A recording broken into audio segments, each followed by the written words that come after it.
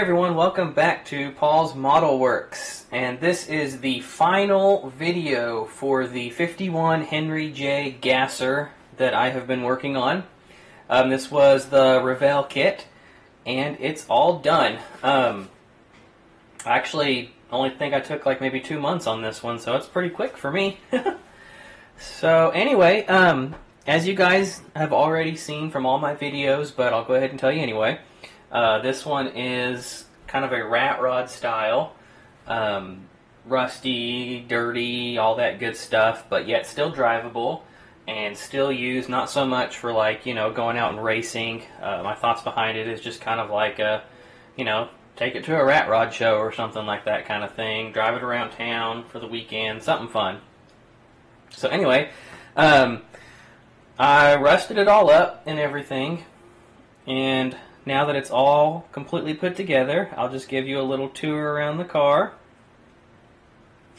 I use the salting method for all of this rusting that you see.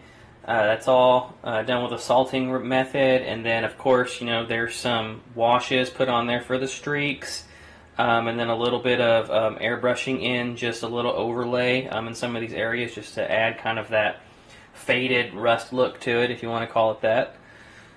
Here's the back. On the back we got our little pinstriping and all of that good stuff. Quick change rear end you can see under there. And there's the passenger side, all finished. And the front of the car all finished. So all in all, I think it turned out pretty good. I'm really happy with it.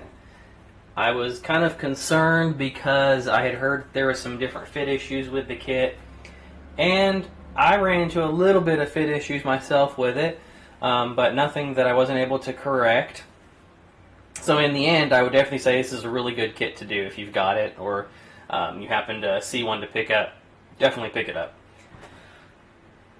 Anyway, so moving on, let me just give you guys a little closer look of everything here before I move into the interior.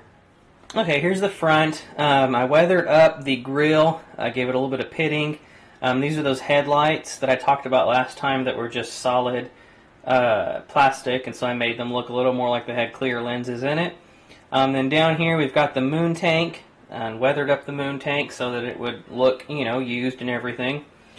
And then on this side, you can see right there that I've got the braided fuel line running from the moon tank up to the fuel pump.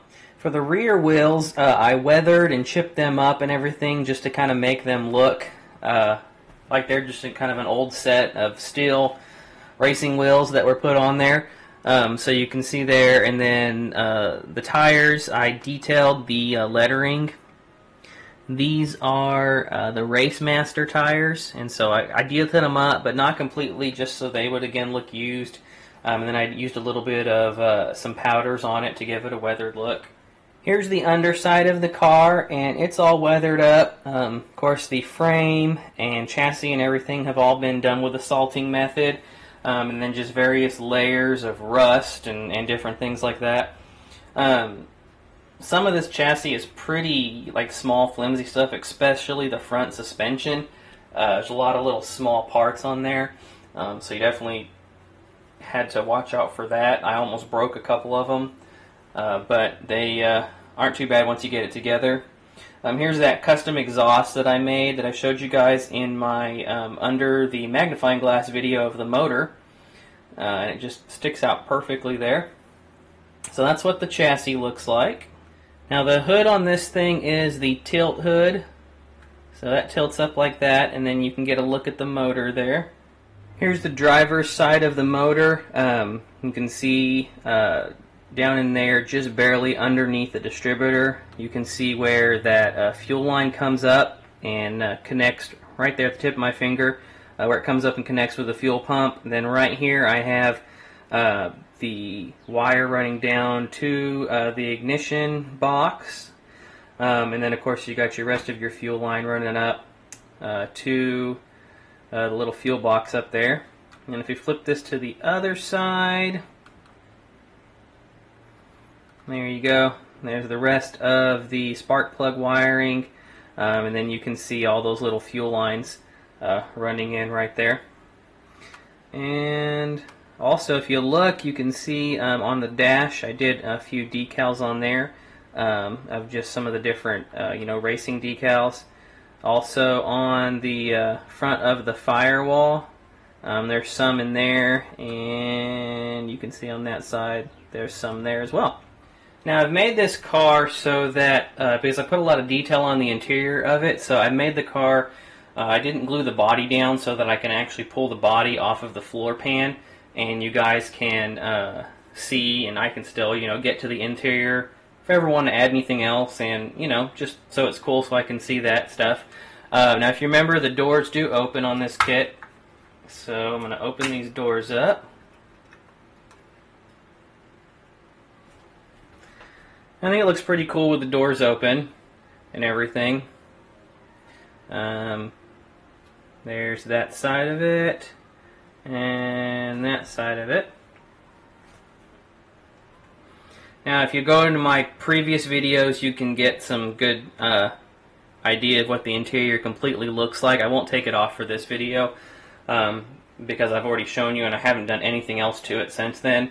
But that's what it looks like. So, all in all, I'm really happy with how this kit turned out, and I think that this is going to be one that will go up there with all my other ones on the shelf. So anyway, thanks for watching, thanks for tuning in. Hopefully you guys like how the Henry J turned out, and I've got some ideas for my next builds coming up, so stay tuned, and I should have a video up soon for what's going to be next on the slab. So until then, keep building those awesome models, and I'll talk to y'all later.